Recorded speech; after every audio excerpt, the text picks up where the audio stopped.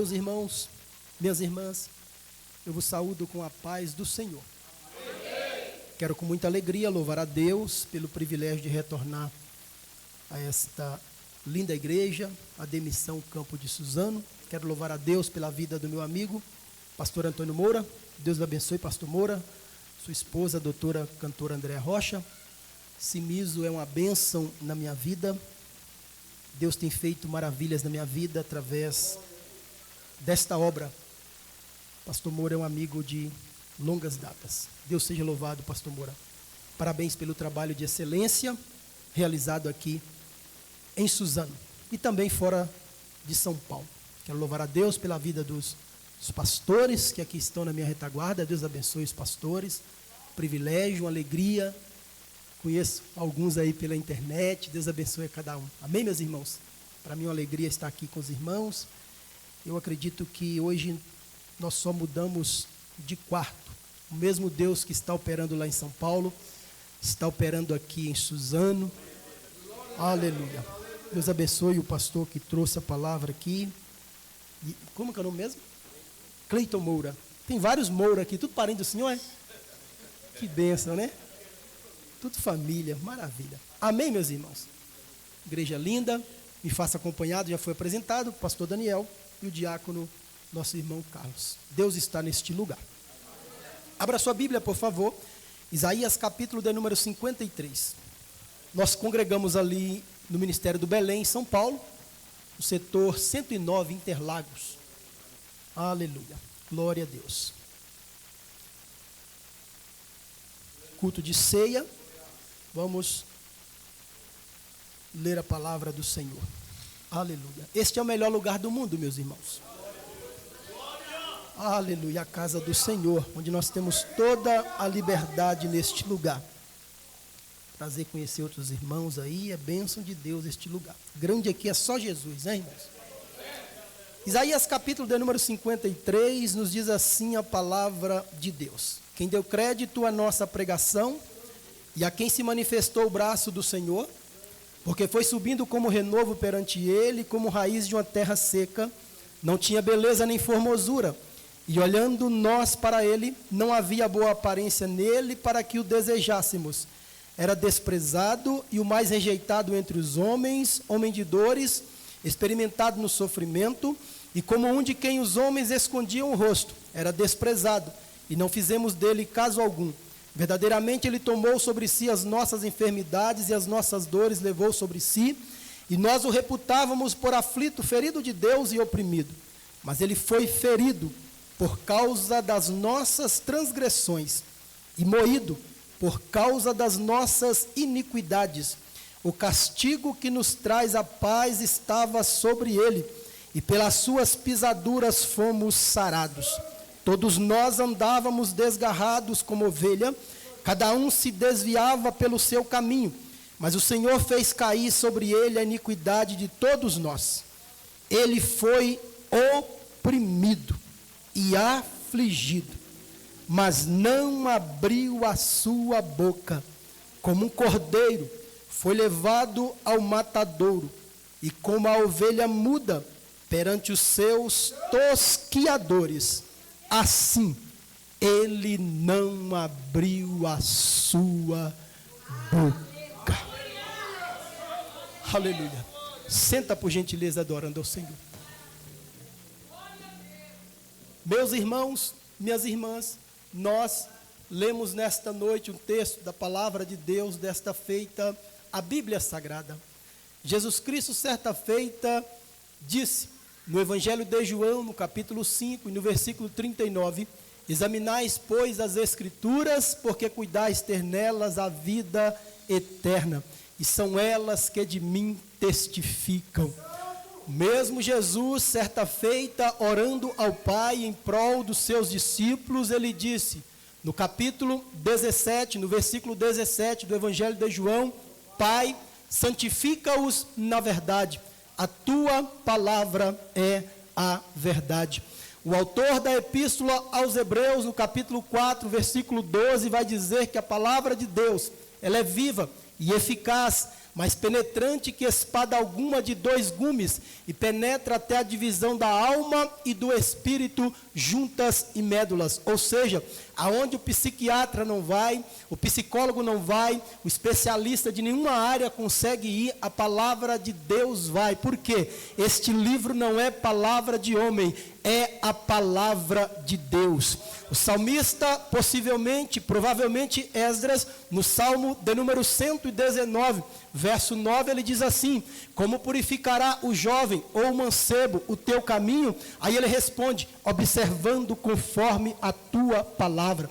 O mesmo salmista, provavelmente Esdras, no Salmo de número 119, verso 105, ele diz: lâmpada para os meus pés é a tua palavra, é luz para os meus caminhos. João, quando escreve o livro do Apocalipse, capítulo 1 e versículo 3, ele vai dizer: bem-aventurado o que lê, bem-aventurado o que ouve, bem-aventurado o que pratica o que está escrito neste livro. Naquele momento era o Apocalipse, mas hoje todo este livro, porque o tempo está próximo. Nós adoramos a palavra de Deus, mas além de adorarmos a palavra do Senhor, nós adoramos ao Deus da palavra, porque o Deus da palavra é grande, o Deus da palavra é onisciente. Ele sabe o que você falou quando você saiu da sua casa e veio aqui para a igreja. O Deus da palavra, ele sabe o que você está pensando aqui nesta noite. Ele sabe o seu passado, ele sabe o seu presente, ele sabe o seu futuro. O Deus da palavra, se ele quiser, ele está agora lá no Japão, lá no Pernambuco, lá nos Estados Unidos da América, lá na tua casa, e ele está aqui nesta noite. O Deus da palavra, nós adoramos ao Deus da palavra, porque ele é tão grande, tão grande, tão grande, que os escritores do livro não têm fé suficiente para ser ateu. Norman Geisler e Frank Teruk, eles dizem que nas galáxias existe mais de 100 trilhões de estrelas, mas o Deus da palavra, ele é tão grande, tão grande, tão grande, que o profeta vai dizer que o Deus da palavra, ele é tão grande, tão esplêndido, que ele conhece todas as estrelas e as chamam pelo seu nome. O Deus da palavra, ele é tão grande que Lucas, tão poderoso, que Lucas vai dizer no capítulo 1 e no versículo 37 do seu livro, que para com ele nada é impossível. Se você saiu da tua casa nesta noite tão somente para prestar culto ao Deus da palavra, o Deus da palavra está aqui nesta noite para receber o seu culto. Aliás, ninguém veio receber nada aqui nesta noite. Eu vim de São Paulo, lá de Interlagos, para primeiro lugar prestar culto a ele nesta noite, e ele já está aqui recebendo meu culto. Palavras já foram ministradas, hinos já foram louvados. O Deus da palavra está aqui nesta noite. Satanás tem que sair da frente, porque aqui não é lugar de brincar, como já foi dito aqui. Aqui é o lugar onde Deus opera, ordena a bênção e a vitória, e o milagre acontece na vida daquele que ele adora. Quantos aqui veio adorar ao Deus da palavra nesta noite? Eu vou adorá-lo contigo por 30 segundos nesta noite, se você quiser. O Deus da palavra é tão grande, se você desejar anelar fortemente, você sairá daqui não da forma que você adentrou. Sabe por quê? Porque ninguém pode impedir o Deus da palavra agir na tua vida, e ele está aqui, e ele quer agir e operar na tua vida.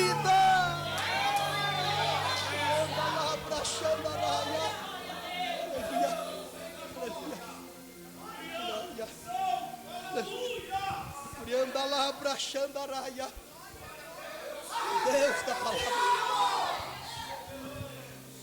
Deus da palavra. Aleluia.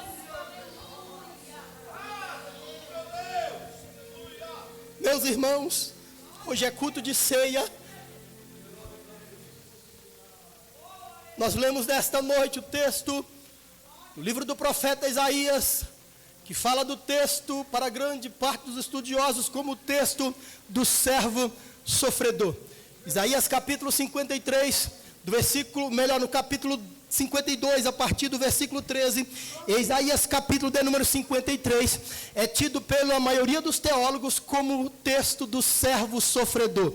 Servo não tem vontade própria, servo faz a vontade do seu Senhor. Nós sabemos que Isaías foi levantado em um momento de grande prosperidade material em Judá, em Jerusalém. Ele mesmo vai dizer que foi no ano em que morreu o rei Uzias. Eu vi ao Senhor assentado sobre um alto e sublime trono, não é isso? Lá no capítulo de número 6. Aí ele vai ver os serafins que com 6 asas, com 2 cobriam os pés, com 2 voavam, e um dizia ao outro: Santo, Santo, Santo é o Senhor Deus Todo-Poderoso. Ou seja, ele estava enfatizando a santidade de Deus. Foi no ano em que morreu o rei Uzias que Isaías vai ter um encontro real com Deus. Oxalá, meus irmãos, que muitas coisas precisam morrer nas nossas vidas. Quem sabe, possivelmente Isaías batia no peito ou até se exaltava porque era parente de Uzias, mas o texto, ele mesmo vai dizer que foi no ano em que Uzias morreu que ele teve um encontro real com a presença do Deus Todo-Poderoso. O contexto é um contexto de prosperidade espiritual, mas também é um contexto de pecado, ou seja, é um contexto de bênção material, mas também um contexto de pecado. Isto cai por terra nesta última hora, nos últimos anos. O que aconteceu com a igreja brasileira, que foi infestada pela maldita teologia da prosperidade. Em muitos lugares se dizia que para o crente estar bem, ele tem que estar bem financeiramente, bem, aí ele estará bem espiritualmente. Isso é uma falácia que não é uma verdade. Eu pastoreei a igreja há 10 anos, Ministério do Belém em São Paulo, e confesso aos senhores que eu entrei na casa de crente muito simples, lá na comunidade que mora num 4x4 e de muitas pessoas, e pasmem os senhores e senhoras, que são pessoas mais cheias de Deus do que eu, e de que muitas pessoas que nós vemos por aí. Então o que importa não é o teu, o que importa é ter a presença de Deus, a comunhão com Deus de Isaías, com Deus da Bíblia nesta noite.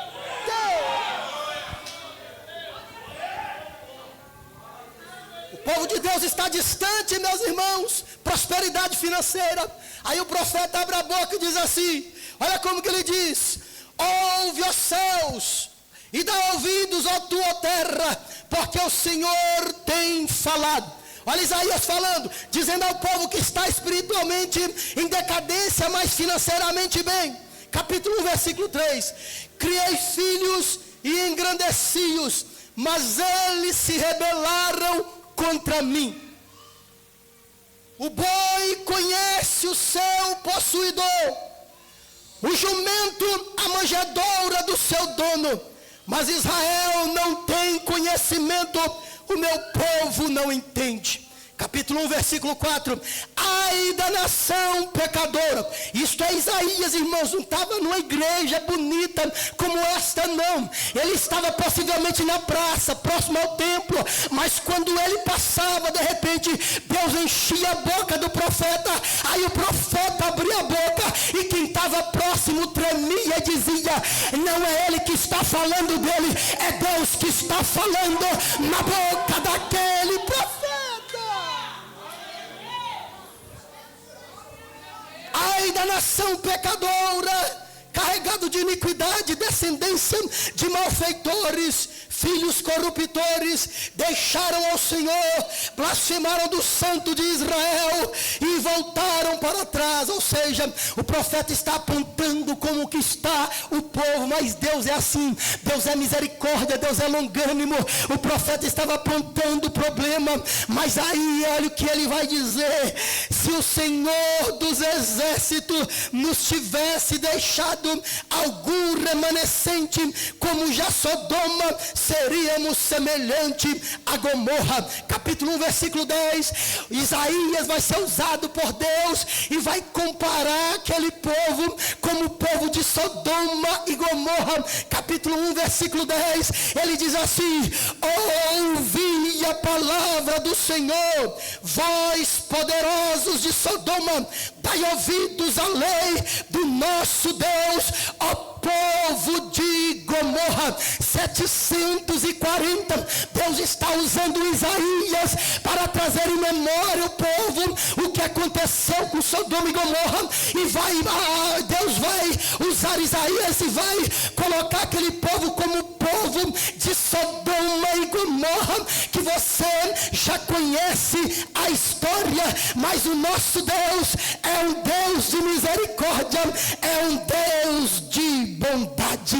No capítulo 1 e no versículo 18, do 17 para trás, vai apontando o pecado, mas no versículo 18, Isaías abre a boca santa e diz assim: vinde então e raciocinemos juntos, diz não eu, ó Senhor, ainda que os vossos pecados sejam como a escarlata, se tornarão brancos como a neve, ainda que sejam vermelhos como a carmesim, se tornarão branco como a branca lã. Se quiserdes e ouvides, comereis o melhor desta terra. Para o maior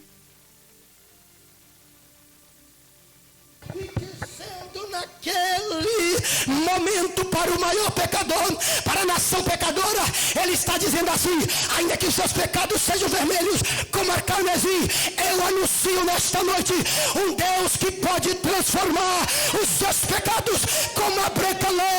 Aqui nesta noite não tem bonzinho e nem bonzinha, só estamos aqui nesta noite por causa de uma palavra que se chama graça de Deus. Graça de Deus. Se pastor Moura dessa oportunidade para muitos aqui, uns iam dizer assim: pastor Moura, igreja, eu fazia isso e aquilo outro. O outro ia dizer: eu fazia isso e aquilo outro. Glória a Deus por isso, porque a igreja, ela é composta por vários eis isso, eis aquilo e eis aquilo outro.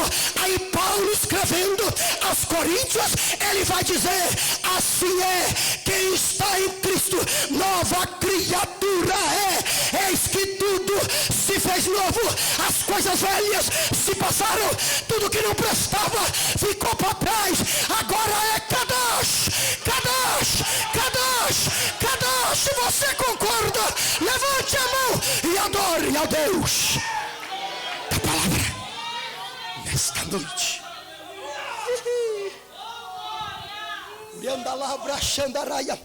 Isaías foi o profeta, vocês sabem, são assembleianos há muito mais tempo do que eu, que foi o profeta que mais falou acerca de Jesus no Antigo Testamento. Falou do nascimento, falou de tantas coisas acerca de nosso Senhor e Salvador Jesus Cristo. Para ser ético e cumprir o que lemos nesta noite, nós lemos aquilo que Isaías viu. E o interessante é que ele escreve como fosse passado. Eu estava pensando nesse texto, pastor Moura, e conversando com um amigo, igreja, nesta noite. Os verbos aqui é loucura, estão no passado. Ou seja, ele está escrevendo algo que ele já viu, mas que, naturalmente falando, não tinha acontecido. Era o que? Os mistérios de Deus. Isaías, neste texto, ele vai narrar possivelmente a última semana, os últimos dias, as últimas horas do meu Jesus e do seu Jesus. Não vou repetir, não tem bonzinho nem bonzinha em igreja nenhuma. Pode ter muito metido por aí, mas nós estamos aqui porque um dia ele foi na cruz do Calvário.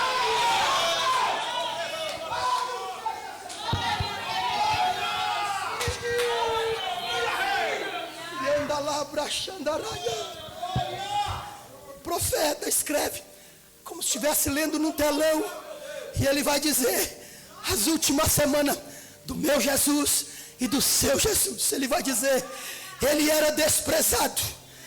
Meus irmãos, ninguém gosta de ser desprezado e ninguém gosta de ser rejeitado. Chega em um local alguém que tem 10 pessoas, aí eu chego lá e cumprimento 9 pessoas e não cumprimento você e não dou a mínima por você. Isto vai causar algo grande na sua mente. Você vai se sentir desprezado, desprezada e rejeitado e rejeitada. Mas o profeta vai dizer, e eu vou abrir minha boca nesta noite e dizer que ele foi rejeitado pelos homens, foi experimentado no sofrimento. Meus irmãos, os homens escondiam o rosto porque ele era desprezado. Ninguém gosta de ser desprezado, mas o meu Jesus, ele foi desprezado. Naquela quinta-feira à noite, eu estou correndo porque é o seguinte: naquele contexto de Jesus, ninguém mais queria saber de sinagoga. Sabe o que era sinagoga? As pessoas adentravam dia após dia e saía do mesmo jeito. Aí Jesus entra no cenário bíblico, chega na sinagoga, tem uma mulher encurvada há muitos anos. Jesus cura aquela mulher. De repente Jesus chega na sinagoga, tem aquele homem com a mão mirrada há muitos anos. Jesus cura aquele homem e de repente Jesus não está mais dentro da sinagoga, Jesus está nas praças, Jesus está lá fora pregando. O que é que vai acontecer com a sinagoga? Ninguém quer saber mais de sinagoga, porque a sinagoga era gelada e a pessoa entrava, saía e não acontecia mais nada. Mas de repente tem um judeu lá fora, quem sabe um pouco moreno, quem sabe com o cabelo um pouco comprido, quem sabe possivelmente com a barba comprida, e as multidões afloravam, as multidões iam, porque aonde Jesus estava, milagres acontecia e a sinagoga estava esvaziando.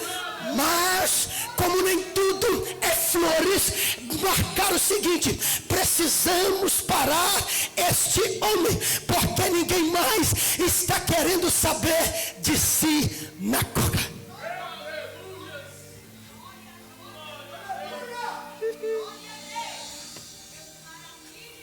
Tem muitas sinagogas por aí, entra dia após dia e não acontece nada.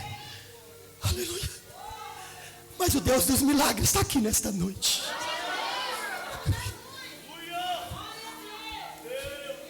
Precisamos pará-lo. A primeira coisa que Jesus fez, irmãos, foi acabar com aquela farra.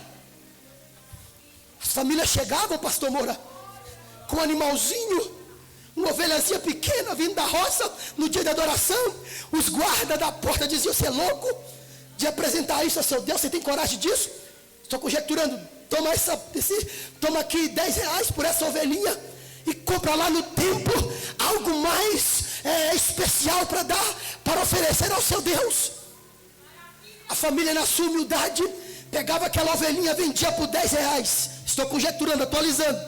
Aí este mesmo animal era levado, e enquanto a família comia alguma coisa ali, possivelmente o mesmo animal, diz o estudioso, ele era lavado, polido, feito tantas coisas. Aí a mesma família comprava o mesmo animal por um preço maior. Tinha um ágio dentro do templo. Pasme, os senhores e senhoras, que o sumo sacerdote da época só ficava 4 anos, aleluia, como sumo sacerdote, tinha que dar lugar para outro. Caifás já estava 18 anos. Os estudiosos dizem que Caifás tinha vida de artista de Hollywood nos dias de hoje. Aí o homem da Galileia, o doutor Jesus da Galileia, entra na história e diz assim: vamos acabar com esta farra. Se você acredita que o mesmo Jesus está aqui, levante a tua mão e adore a Ele. Muita farra por aí vai se acabar, porque o doutor da Galileia está chegando.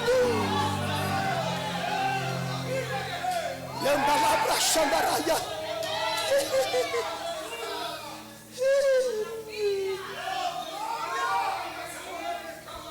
E anda lá para Xandaraia. Como é Como é que precisamos parar este Jesus? Só tem um jeito: nós vamos corromper o seu círculo apostólico. Foram até Judas. Judas era uma pessoa problemática. Certo pastor, eu estava na igreja dele, lá nos Estados Unidos da América. Ele pregou e disse que Judas era uma pessoa terrível, era bipolar, desde a sua infância até a idade adulta. Judas nunca teve um amigo, mas o doutor Jesus o chamou de amigo naquela noite. Corromperam a Judas. Judas disse: mas está todo mundo reunido, aquele que eu der um beijo é ele. Naquela quinta-feira, possivelmente eram judeus, mesma estatura, possivelmente parecidos. Por isso que Judas vai dizer: aquele que eu der um beijo.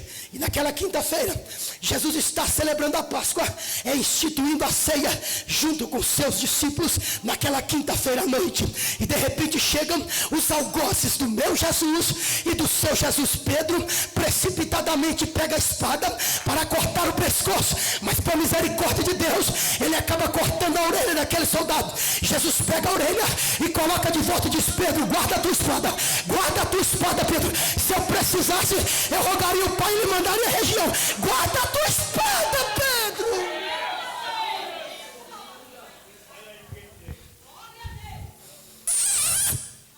Judas dá um beijo. Judas dá um beijo. O beijo da traição. Vou falar baixinho. Tem muitos Judas dentro.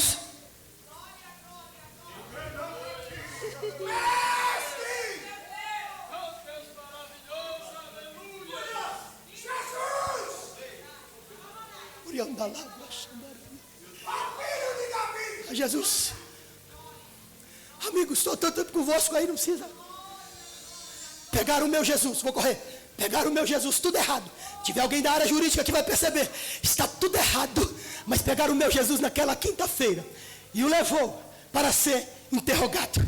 Mas como Cordeiro Pascal, culto de ceia, mas como Cordeiro Pascal, o Cordeiro Pascal na antiga aliança não poderia ter defeito algum. Jesus, como verdadeiro Cordeiro Pascal, ele precisaria passar por o crivo de alguém. Mas Deus, que é perfeito, por duas vezes, Caifás, ou melhor, o judeu romano, ele vai dizer: Pilatos olha para Jesus, por duas vezes diz assim: eu não vejo neste homem defeito algum.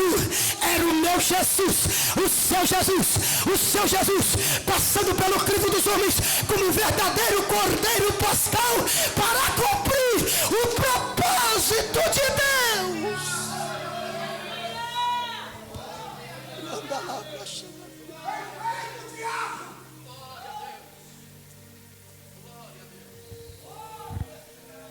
Interrogatório, tudo errado. Na sexta-feira pela manhã, pegaram o meu Jesus, entregaram aos soldados romanos, e eles faziam aquilo com naturalidade, porque eles foram treinados para aquilo. Pegaram uma coroa de espinho, segundo alguns, é culto de ceia, temos que falar da cruz, porque possivelmente o pastor mora aqui não, mas o engradado americano que 15 anos que adentrou nas igrejas brasileiras, tirou a cruz dos púlpitos, tirou a renovação, tirou o novo nascimento, tirou falar de pecado, tirou falar de novo nascimento, tirou falar de ressurreição, tirou falar de tantas coisas. É só vai receber, é só dar que vai receber. Jesus não é bancário, Jesus não é empresário, ele vem morrer na cruz, ele vem morrer na cruz para me salvar e para te salvar.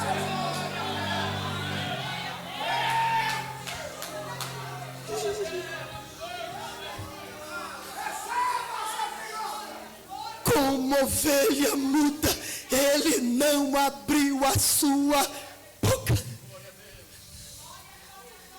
Cravaram na cabeça do meu Jesus uma coroa de espinho, segundo alguns 13 centímetros, segundo outros 15 centímetros, segundo outros 18 centímetros, mas foi cravado na cruz do meu Jesus. Mas como ovelha muda, Isaías diz que ele não abriu a sua boca. Judeu não tira roupa. Sabe o que fizeram com o meu Jesus? Mas como ovelha muda perante os seus tosquiadores, assim ele não abriu a sua boca. Possivelmente, muito de nós nunca levamos uma cusparada na cara. O texto bíblico nos diz: rasparam a garganta e cuspiram no rosto do meu Jesus. Mas ele, como ovelha muda perante os seus tosquiadores, ele não abriu a sua boca. Vendaram os olhos do meu Jesus, bateram com a cana, com um pedaço de madeira na sua cabeça, e zombando dizia assim: profetiza, quem foi que te bateu? Ah, meus irmãos, mas o profeta continua dizendo: eu vi perante os seus tosquiadores, ele não abriu a sua boca. E hoje em muitos lugares por aí, pessoas brincando de ser crente.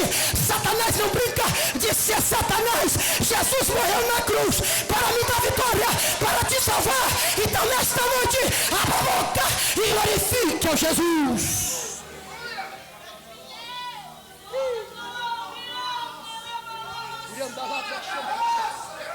Já tem crente sentindo, pastor Moura. Já tem crente sentindo, pastor Moura. E olha que eu não sou disso e nunca serei de pregar chave de carro e chave de apartamento, porque Deus me chamou para pregar a sua palavra. Doa a quem não é, ele se responsabiliza é com a sua palavra. Quantos amam a palavra? Você pode levantar a palavra nessa noite. Você pode levantar sua Bíblia nessa noite e glorificar a Jesus. Você pode glorificar ao Deus da palavra nesta noite.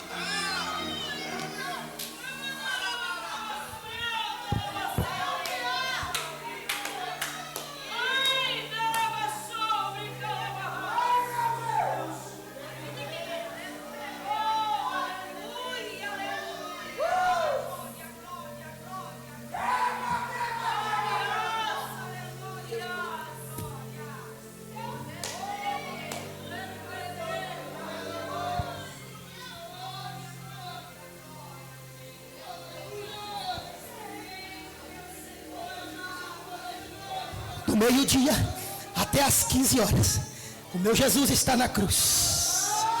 Houve trevas sobre a terra. Era mais ou menos assim na linguagem simples: a terra está dando seus sinais. Era mais ou menos assim na linguagem simples: o sol está dizendo: eu não vou brilhar mais. Do meio-dia até as 15 horas, o meu Jesus está na cruz. Mas naquela cruz, os dois malfeitores, possivelmente o diabo usando um, diz para um, para Jesus assim: Senhor, salva-te, o Senhor salvou tanta gente, salva-te e salva nós também. O outro: ei, nós merecemos estar aqui, mas ele não. Aí vira para Jesus e diz: Senhor, lembra-te de mim quando estiver no teu reino. É por isso que ninguém deve pregar a placa da igreja. A placa é tão importante que ela está lá fora. Aí Jesus diz para aquele moço: hoje mesmo estará comigo no paraíso. No último instante, aquele moço foi salvo. Sabe por quê? Porque Jesus veio para desfazer as obras do diabo. Levante a mão e adore a Deus da palavra, né? Noite.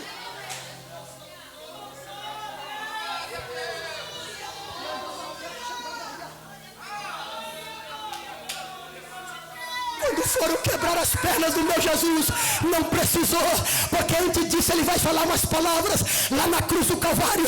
Sabe por que ele não abriu a boca perante os seus tosquiadores? Eu vou repetir, sabe por quê?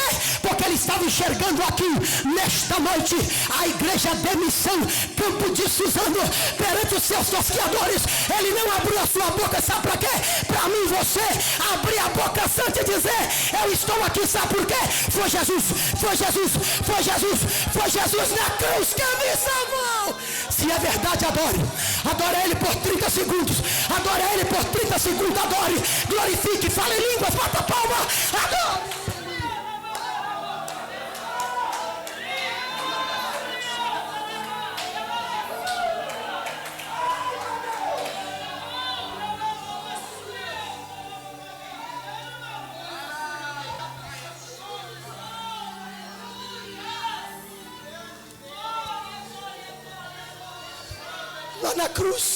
Lá na cruz, fraco, Ele dá algumas palavras. Aí alguém traduz: Elohim, Elohim, lama sabachthani. Alguém diz: ele está chamando por Elias. Mas não, ele estava dizendo, o texto diz, ele foi desprezado. Os seus discípulos o abandonou, não ficou nenhum com ele. Todos o abandonaram. E por último ele diz essas frases, e a tradução é: Deus meu, por que me desamparaste?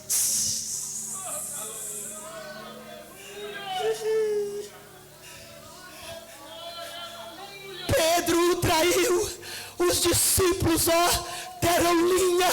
Agora ele na cruz, ele diz: Pai, por que me desamparaste? Mas perante os seus tosquiadores, ele não abriu a sua boca.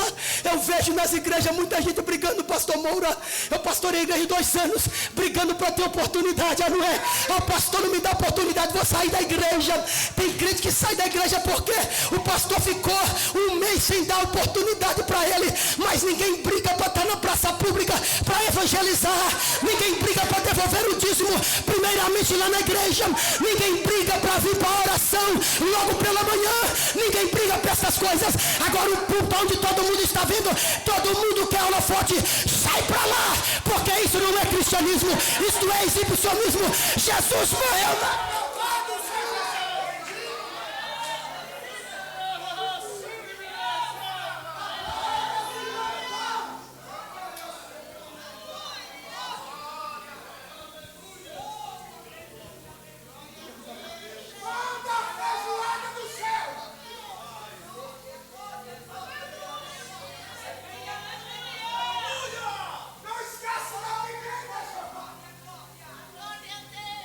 Foram dar vinagre para o meu Jesus. Possivelmente, provavelmente. Segundo a arqueologia, vou repetir. Possivelmente, provavelmente. Segundo a arqueologia, as pessoas quando faziam necessidade naquela época, pegavam uma esponjinha, limpavam as partes íntimas e colocavam aquela esponjinha ali no recipiente. E aquela esponjinha que tinha vinagre, é aquele tipo de vinagre, aquela esponjinha que vão levar ao meu Jesus. Ou seja, resumindo em síntese, estava dando para o meu Jesus um papel higiênico usado nos dias de hoje. Mas o profeta vai dizer, perante os seus tosquiadores, ele não abriu a sua boca. Sabe por quê?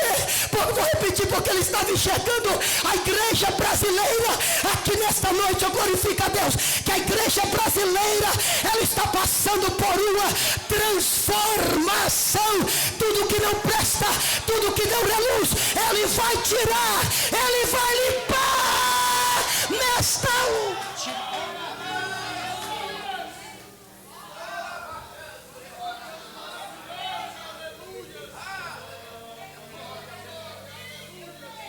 Eu vou correr. Aí ele dá o brado: Pai. Aí o texto grego, que todos vocês já sabem, tetelestai. Tetelestai quer dizer está consumado. 2 explicações. Quando alguém devia um imposto, pegava o dinheiro, chegava no guichê, pagava, o atendente batia o carimbo, no carimbo estava escrito tetelestai, você não deve mais nada. A segunda explicação: alguém está condenado e tem ali o julgamento, a pessoa é absolvida, o juiz pega aquela decisão e que está escrito tetelestai, leva até o cárcere, chama aquele que está preso, que está condenado, mostra para ele aquilo que está escrito tetelestai, ou seja, está consumado, dívida quitada, você não deve mais nada, pode sair, você está livre. Se o Filho vos libertou, verdadeiramente sereis livres e conhecereis a verdade, e a verdade vos libertará. Se você concorda, fique de pé por gentileza, adorando ao Deus da palavra.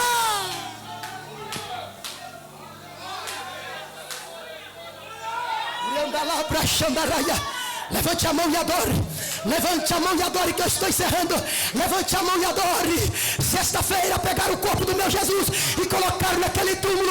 Sexta-feira para o sábado, primeiro dia. Sábado o dia inteiro. Segundo dia.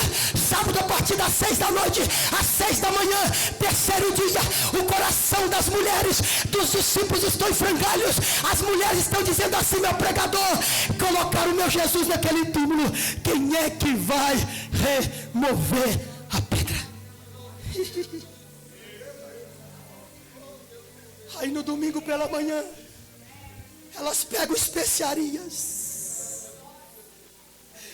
com coração em frangalho. Quem é que vai remover aquela pedra? Quem é que vai remover aquela pedra? Mas pela manhã, de madrugada, no domingo pela manhã, elas vão assim mesmo, com o coração em frangalhos, preocupada. Mas enquanto elas estão preocupadas, Deus já está trabalhando. E elas vão no domingo pela manhã. Quando elas chegaram, a pedra já está removida. Um dos escritores diz um anjo, outros diz um homem, outros diz 2 anjos. Aí eles perguntam para elas assim: ei mulheres, por que é que vocês procuram? Aí aquele que estava morto, ele não está mais aí. Sabe o que aconteceu? Porque você procura entre os mortos aquele que não está mais aí. Elisha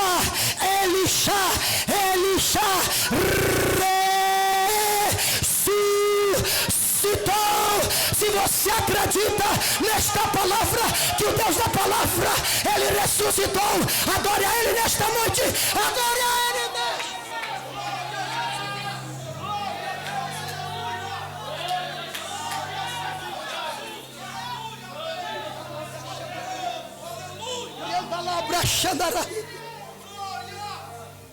Adagadai.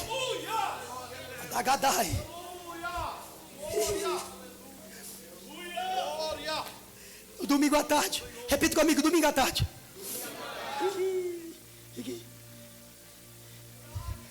Não, assim, 2 discípulos no caminho para Emaús.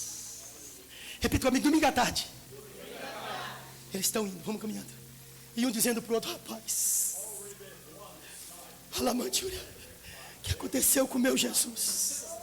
E vou falando, irmãos, o pós-luto é terrível. A psicologia diz que cada um recebe o pós-luto de um lado. Tem família que nunca se recupera. Mãe quando perde um filho, mulher quando perde o filho, esposo. Muitos não se recuperam. Eu fui no velório de uma professora do meu filho, 20 e poucos anos, e eu tinha uma frase, pastor Moura, que marcou meu coração naquela coroa. A família em prantos, e aquela frase que a escola colocou estava assim: ninguém morre enquanto está vivo dentro do coração de alguém. O pós-luto é terrível. O coração daqueles discípulos estava em frangalhos, e eles vão andando. Jesus se coloca no meio deles e pergunta: de quem é que vocês estão falando? Aí um vira para o outro e diz assim: porventura tu és peregrino aqui, que não sabe o que aconteceu com Jesus, profeta poderoso, que os judeus fizeram isso, aquilo e aquilo outro. Aí Jesus vai trazer todo o Antigo Testamento ao coração daqueles discípulos. Por 11 quilômetros eles vão andar com Jesus até chegar naquele lugar, e Jesus vai abrindo a palavra, obrigado. Quando chega, vem aqui, quando chega na aldeia de Emaús, aí Jesus faz que vai. Aí eles dizem: moço, 11 quilômetros andando com Jesus sem reconhecer a Jesus. É perigo nós pregarmos sobre a Bíblia e não termos comunhão com Deus da Bíblia. Ei moço, não vai, o caminho é perigoso, tem salteadores, não vai, fica conosco nesta noite. Obrigado, Jesus está na casa.